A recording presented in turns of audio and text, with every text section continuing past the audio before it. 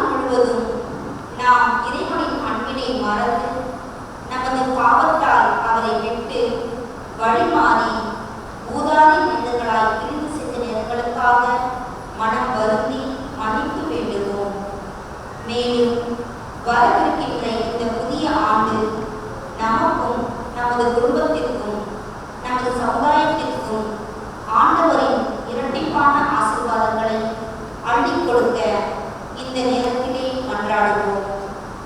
அன்பு தந்தையே இறைவா, அன்பிற்காக மனித உருவெடுத்து அன்பை பகிர்ந்து அன்போடு வாழ்ந்து தனது சுயநலமில்லா அன்பை வெளிப்படுத்த தன் உயிரையும் கொடுத்து இதோ நம் வெண்ணிற அப்ப வடிவில் பிரசன்னமாயிருக்கும் நம் அன்பர் இயேசுவுக்கு மனதார நன்றி கூறுவோம்.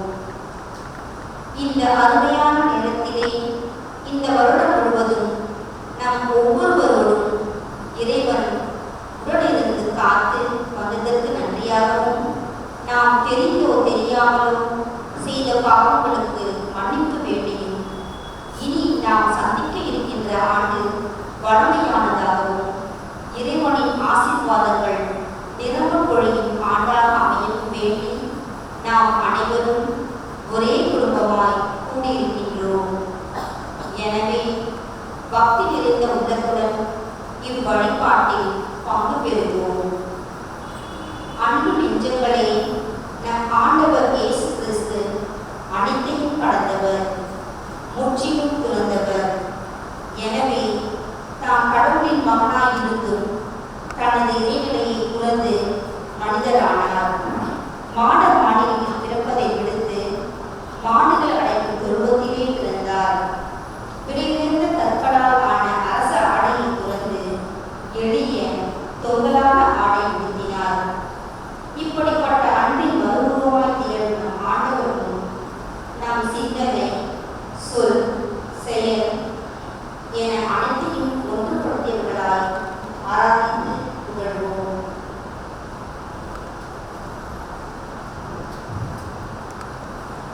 திருப்பாடல் 92. ஆண்டவருக்கு நன்றி உரைப்பது நன்று. உன்னதரே, உமது பெயரை புகழ்ந்து பாடுவது நன்று.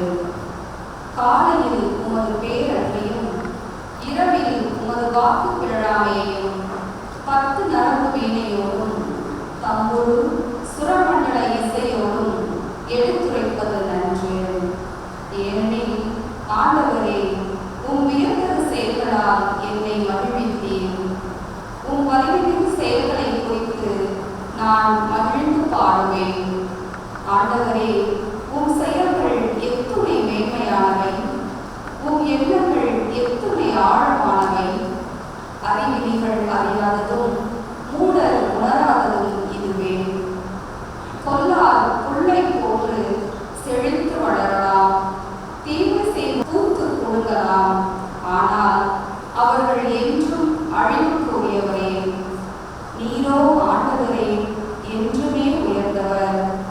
ஏனெனில் ஆண்டவரே, உம் எதிரிகள், ஆம் உம் எதிரிகள் அழிவது திண்ணம். தீமை செய்வோர் அனைவரும் சிதறந்து போவர். காட்டெருமைக்கு நிகரான வலிமையை எனக்கு அளித்தீர். புது எண்ணெயை என் மேல் பொழிந்தீர். என் எதிரிகளின் வீழ்ச்சியை நான் கண்ணார கண்டேன். எனக்கு எதிரான பொல்லாருக்கு நேரிட்டதை நான் காதார கேட்டேன். நேர்மையாளர் பேரீச்சை மரமென செழித்தோங்குவர், லெபனோனின் கேதுரு மரமென தழைத்து வளர்வர். ஆண்டவரின் இல்லத்தில் நடப்பட்டோர் நம் கடவுளின் கோவில் முற்றங்களில் செழித்தோங்குவர். அவர்கள் முதிர் வயதிலும் கனி தருவர், என்றும் செழுமையும் பசுமையுமாயிருப்பர்.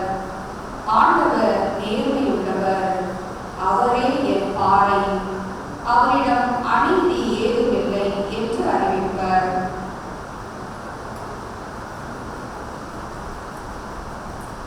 அருள்மழை பொழிபவராம் என் இறைவா, உம் சாயலில் எங்களை படைத்து உம் மகன் வழியாக மீட்பை கொடுத்து தூய ஆவியின் துணையால் எங்களை வழிநடத்தி வருபவரே, உம்மை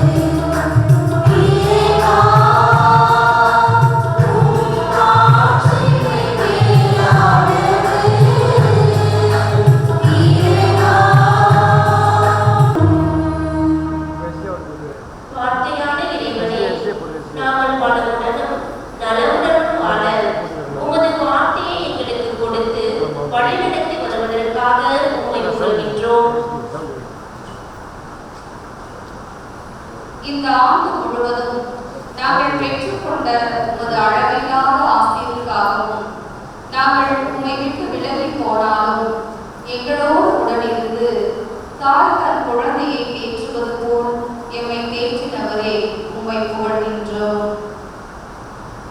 இஸ்ரேலை காக்கின்றவர் கண் அயர்வதும் இல்லை, உறங்குவதும் இல்லை என்பதற்கு ஏற்ப கடந்த ஆண்டு முழுவதும் கண்ணின் மணி போல் காத்தவரே உம்மை புகழ்கின்றோம்.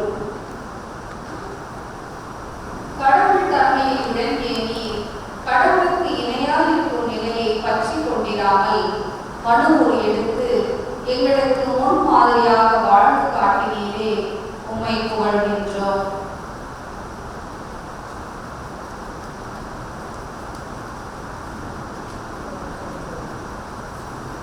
மன்னிப்பு மன்றாட்டு. மன்னிப்பு என்பது இறைவனின் இன்றியமையாத குணம். மன்னிப்பு நம்மில் மகிழ்ச்சியை உணர்ந்து உடைந்து உருக்குலைந்து போன உள்ளவரை உருப்பெற செய்கின்றது. பல நேரங்களில் நம்மை அறியாமலே சில தவறுகள் நிகழ்ந்து விடுகின்றன. எனவே தன்னை அறியாமல் நமக்கு தீனி செய்தவர்களை நாம் மன்னித்து ஏற்றுக்கொள்ள வேண்டும். நம் தவறை உணர்ந்து உண்மையான மன வருத்தம் யாரும் மன்னிப்பு பெறும் உரிமை பெற்றுள்ளனர். ஏனெனில் இறைவன் தன் தவறுகளுக்காக மன வருத்தம் உள்ளதை தான் எதிர்பார்க்கின்றார். இத்தகைய இறைவனிடம் நாம் செய்த சிறு சிறு தவறுகளுக்காக உருக்கமுடன் இறை சந்நிதியில் அமைதியில் மன்னிப்பு பெறுவோம்.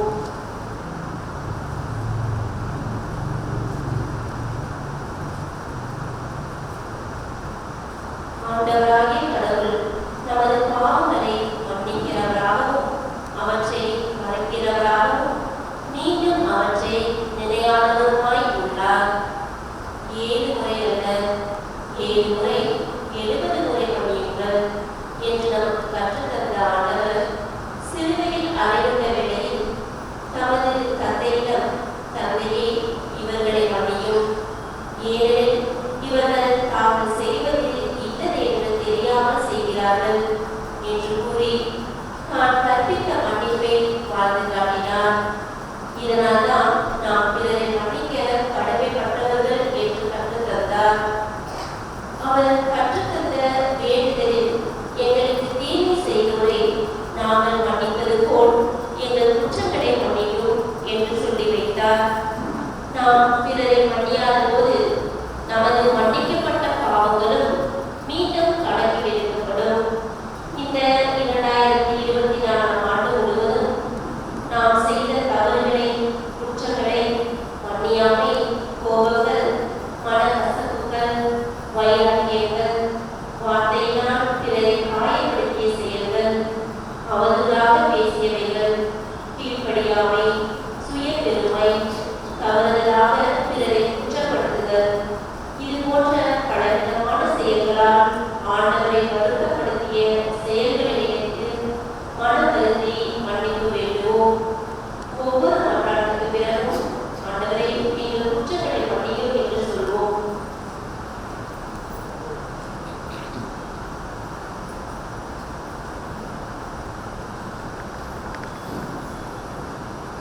உங்கள் பாவங்கள் கடும் சிவப்பாயிருந்தாலும் அவை உறைபனி போல வெண்மையாகும் என்று சொன்ன இறைவா, நாங்கள் உண்மையிலே எங்கள் மனதை செலுத்தாமல் உலக போக்கின்படி வாழ்ந்ததற்காக எங்களை மன்னியும். தீர்ப்பிடாதே, இனி பாவம் செய்யாதே, சமாதானமாய் போ என்று சொன்ன இறைவா, நாங்கள் எங்கள் சகோதர சகோதரிகளை அநியாயமாய் தீர்ப்பிட்டு அவர்களது பெயருக்கு கலக்கம் ஏற்படுத்திய நேரங்களுக்காக இறைவா எங்களை மன்னியும். ஆண்டவரே, எங்கள் குற்றங்களை மன்னியும். உன் கடவுளுக்கு முன்பாக தாட்சியோடு நடந்து கொள் என்றவரே, பல முறை உமது ஆணையத்திலும் கூட உமது பிரசனத்தை உணராமல் தாட்சி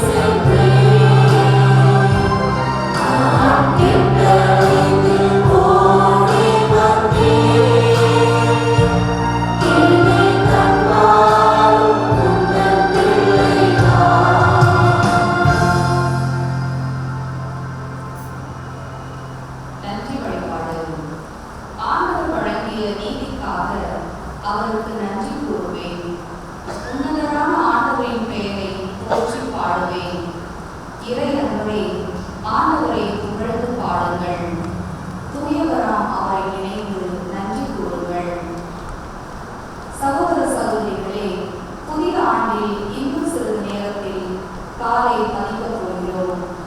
இந்த தருணத்தில் கடந்த 2024ஆம் ஆண்டில் நமக்கு செய்த அனைத்து நன்மைகளுக்காகவும் நன்றி கூறுவோம். இந்த 2024ஆம் ஆண்டு முழுவதும் கடவுள் நமக்கு செய்த அனைத்து நன்மைகளையும் எண்ணி பார்ப்போம். ஒவ்வொரு நாளும் ஒவ்வொரு மணித்துளியும் ஆண்டவருடைய அருள் நம்மை வழிநடத்தி சென்றிருக்கின்றது. போகும்போதும் வரும்போதும் நம்மை பாதுகாத்து நமக்கு தேவையான அனைத்து அருள் வரங்களையும் தந்திருக்கின்றார். கடினமான சூழ்நிலைகள் உருவானாலும் இயற்கை சீற்றம் போன்றவற்றால் ஏற்பட்ட பாதிப்புகள், இழப்புகள், வேலையின்மை ஆகியவற்றின் மத்தியிலும் நம்மை இறைவன் வழிநடத்தி இருக்கின்றார். நம்மை படைத்தவரிடமிருந்து நாம் பெற்ற அனைத்து நன்மைகளுக்கும் ஆசீர்வாதங்களுக்கும் அவரை நன்றியோடு போற்றி புகழ்வதை தவிர வேறு எந்த கைமாறு நம்மால் அவருக்கு செய்ய முடியும்? ஒன்றுமே இல்லை.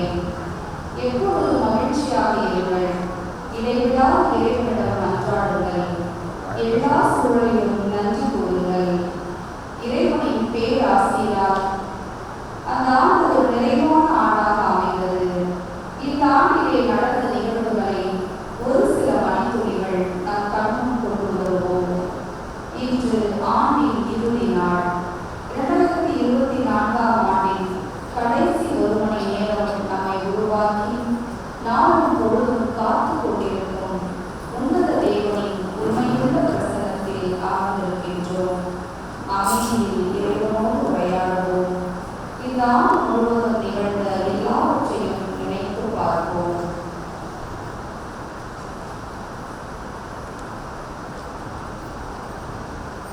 திருப்பாடல் 138. ஆண்டவரே, என் முழு மனதுடன் உமக்கு நன்றி செலுத்துவேன்.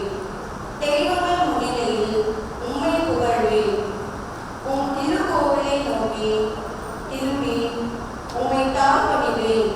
உன் பேரன்பையும் உண்மையையும் முன்னிட்டு உமது பெயருக்கு நன்றி செலுத்துவேன்.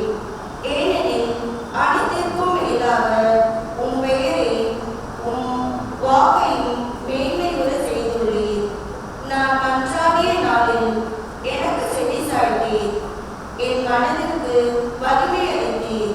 ஆண்டவரே, நீர் திருவாய் மலர்ந்த சொற்களை பூவுலகின் மன்னர் அனைவரும் கேட்டு உம்மை போற்றுவர். ஆண்டவரே, உம் வழிகளை அவர்கள் புகழ்ந்து பாடுவர். ஏனெனில் உமது மாட்சி மிக பெரிது. ஆண்டவரே, நீர் உன்னதத்தில் உழைப்பவர். எனினும் நலிந்தோரை கண்ணோக்குகின்றீர். ஆனால் செருக்குற்றோரை தொலைவில் இருந்தே அறிந்து கொள்கின்றீர். நான் துன்பத்தின் நடுவில் நடந்தாலும் என் உயிரை காக்கின்றீர். என் எதிரிகளின் சினத்திற்கு எதிராக உமது கையை நீட்டுகின்றீர். உமது வலக்கையால் என்னை காப்பாற்றுகின்றீர். நீ வாக்களித்த அனைத்தையும் எனக்கென செய்து முடிப்பீர். ஆண்டவரே, என்றும் உள்ளது உமது பேரன்பு. உம் கைவினை பொருளை கைவிடாதேயும்.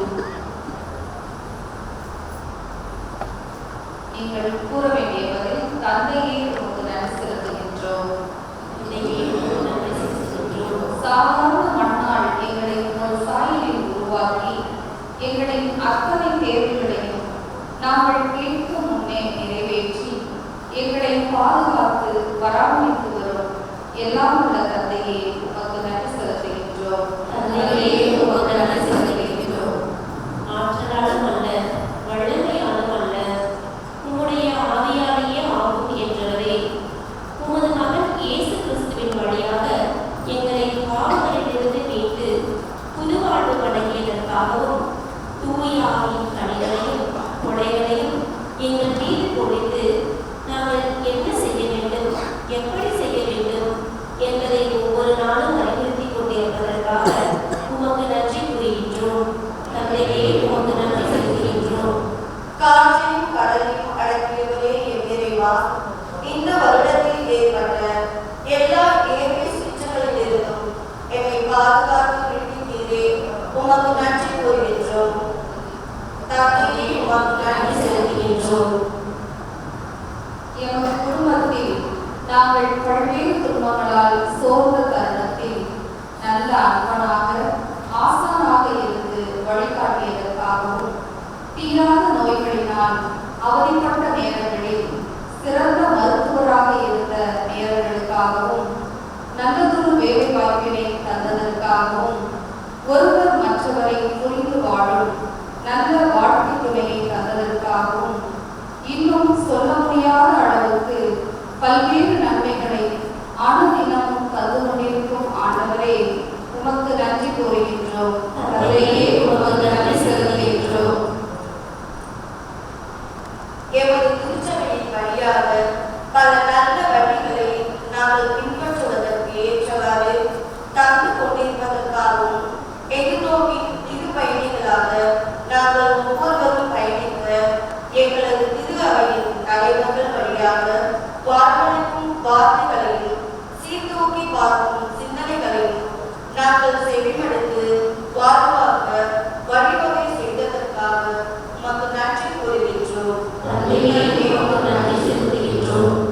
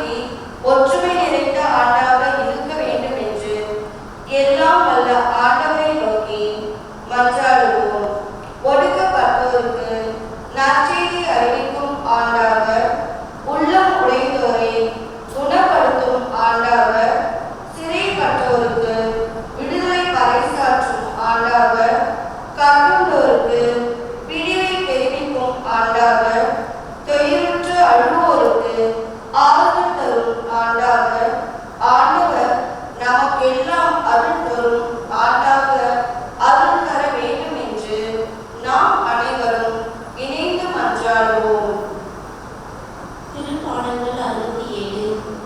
கடவுளே, என் மீது இறங்கி எமக்கு ஆசி வழங்குவீராக. உம் திருமுக ஒளியை என் மீது வீசுவீராக. அப்பொழுது உலகம் உமது வழியை அறிந்து கொள்ளும். பிற இனத்தார் அனைவரும் நீர் அருளும் மீட்பை உணர்ந்து கொள்வர். கடவுளே, மக்களினத்தார் உம்மை புகழ்வார்களாக. மக்கள் எல்லாரும் உம்மை போற்றுவார்களாக. வேற்று நாட்டினர் மக்களுக்கு மகிழ்ச்சியுடன் பாடிடுவாராக. ஏனெனில் நீர் மக்களினங்களை நேர்மையுடன் ஆடுகின்றீர்.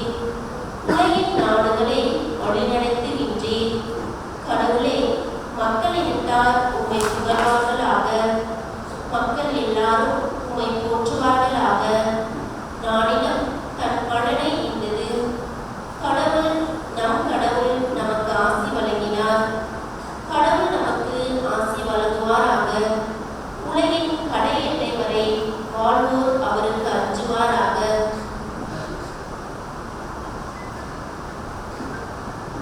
நீங்கள் கூற வேண்டிய பதில்: ஆண்டவரே, எங்கள் வேண்டுதலை கேட்டருளும். ஆண்டவரே, எங்கள் வேண்டுதலை கேட்டருளும். தந்தையே, விண்ணுக்கும் மண்ணுக்கும் ஆண்டவரே இறைவா, எம் திருத்தந்தை, ஆயர்கள், குருக்கள், துறவிகள் அனைவரும் பரிவு, இரக்கம், நல்லெண்ணம், மனத்தாழ்மை, கனிவு, பொறுமை ஆகிய பண்புகளால் தங்களை அணி செய்து கொண்டு எதை செய்தாலும் அனைத்தையும் ஆண்டவர் இயேசுவின் பெயரால் செய்து அவர் வழியாய் தந்தையா கடவுளுக்கு நன்றி செலுத்தி வாழும் மனப்பக்குவத்தை அவர்களுக்கு அளித்து காத்திட வேண்டும் என்று இறைவா உம்மை மன்றாடுகின்றோம். ஆண்டவரே, எங்கள் வேண்டுதலை கேட்டருளும். புதிய ஆண்டில் பழைய பாவ வாழ்வை விடுத்து புது வாழ்வு பெற்று அன்பும் இரக்கமும் உள்ள மனிதர்களாக மாற்றமடைந்து இந்த ஆண்டு முழுவதும் இறைவனின் பராமரிப்பில் வாழ இறைவா உம்மை மன்றாடுகின்றோம். அருள் பெரும் செயல்களால் என்னை மகிழ்விக்கும் தந்தையே இறைவா, நாங்கள் ஒவ்வொருவரும் நன்றி உள்ளவர்களாக இருந்து கிறிஸ்துவை பற்றிய நற்செய்தியை எங்களுக்குள் நிறைவாக குடிக்கொள்ள வைத்து முழு ஞானத்தோடு ஒருவருக்கு ஒருவர் கற்பித்து அறிவுரை கூறி திரு பாடல்களையும் புகழ் பாக்களையும் ஆவிக்குரிய பாடல்களையும் நன்றியோடு உளமாற பாடி உம்மை போற்றி புகழும் வரம் அருள வேண்டும் என்று இறைவா உம்மை மன்றாடுகின்றோம். ஆண்டவரே, எங்கள் வேண்டுதலை கேட்டருளும். இப்புதிய ஆண்டில் குழந்தை பேறு இல்லாத தம்பதிகளுக்கு குழந்தை செல்வத்தையும், வேலை வாய்ப்பின்றி தவிப்போருக்கு வேலையினையும், கடன் தொல்லையினால் வாடுவோருக்கு விடுதலையும், குறிப்பாக யாரும் இல்லாத அனாதைகளுக்கு நீரே அடைக்கலமாகவும் ஆறுதலாகவும் இருந்து வழிநடத்திட வேண்டும் என்று இறைவா உம்மை மன்றாடுகின்றோம். ஆண்டவரே, எங்கள் வேண்டுதலை கேட்டருளும்.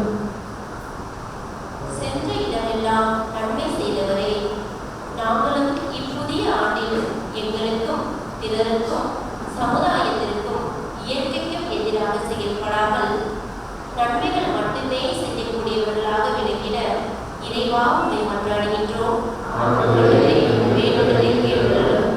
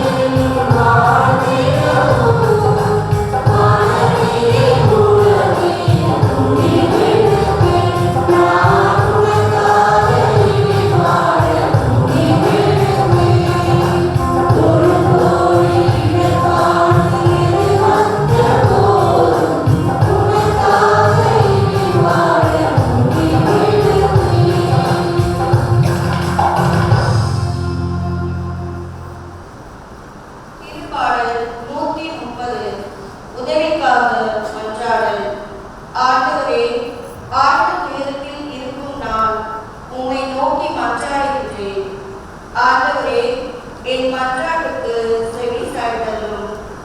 என் விண்ணப்ப குரலை உம்முடைய செவிகள் கவனத்துடன் கேட்கட்டும். ஆண்டவரே, நீர் என் குற்றங்களை மனதில் கொண்டிருந்தால் யாரால் நிலைத்து நிற்க முடியும்?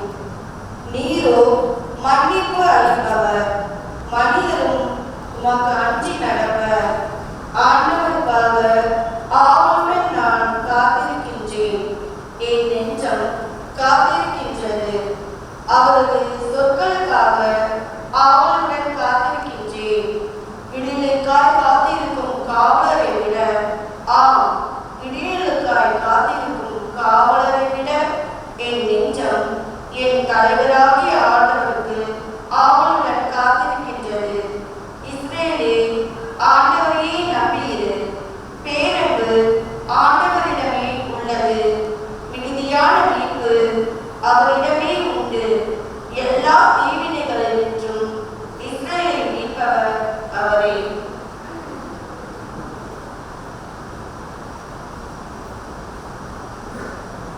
வரவிருக்கும் புதிய ஆண்டில் இறைவன் நமக்கு தரும் இறைவார்த்தை. புனித பவுலடியார் தெசலோனிக்கேயருக்கு எழுதிய முதல் திருமுகத்திலிருந்து வாசகம். அதிகாரம் 5, உயிருள்ள இறைவார்த்தைகள் 14 முதல் 18 முடிய. அன்பர்களே, நாங்கள் உங்களுக்கு தரும் அறிவுரை இதுவே. சோம்பேறிகளுக்கு அறிவு புகட்டுங்கள், மன தளர்ச்சி உள்ளவர்களுக்கு ஊக்கமூட்டுங்கள், வலுவுற்றவருக்கு உதவுங்கள், எல்லாரோடும் பொறுமையாயிருங்கள், எவரும் தீமைக்கு பதில் தீமை செய்யாதவாறு பார்த்துக் கொள்ளுங்கள். உங்களில் ஒருவருக்கொருவர் மட்டுமின்றி எல்லாருக்கும் எப்பொழுதும் நன்மை செய்யவே நாடுங்கள். எப்பொழுதும் மகிழ்ச்சியாக இருங்கள். இடைவிடாது இறைவனிடம் வேண்டுங்கள். எல்லா சூழ்நிலையிலும் நன்றி கூறுங்கள். உங்களுக்காக கிறிஸ்து இயேசு வழியாய் கடவுள் வெளிப்படுத்திய திருவுளம் இதுவே. ஆண்டவரின் அருள்வாக்கு. வரும் காலம் வசந்த காலம் நிச்சயம். நாம் இறைவனின் கைப்பிடித்து நடந்தால், அவரை முன்னிறுத்தி நம்பிக்கை கொள்வோம். புது வருடம் நிச்சயம் நம்மை புது படைப்பாய் மாற்றும். பிறக்கவிருக்கும் 2025ஆம் வருடம் நமக்கு புதிய வாழ்க்கை முறையையும் வளமான வசந்தத்தையும் இறைவனோடு கொண்டுள்ள உறவு முறையை இன்னும் ஆழப்படுத்தவும், எடுக்கின்ற முயற்சிகளில் வெற்றியும், அனைத்து விதமான இன்னல்களையும் கண்டு அஞ்சாது துணிவோடு அசையாத நம்பிக்கை கொண்டவர்களாய், ஆண்டவர் இயேசுவை இறுக பிடித்துக் கொண்டவர்களாய் தொடர்ந்து பயணித்து புதிய ஆண்டினை துவங்கிட இறையருள் வேண்டி அனைவரும் இணைந்து மாண்புயர்களிடம் பாடுவோம்.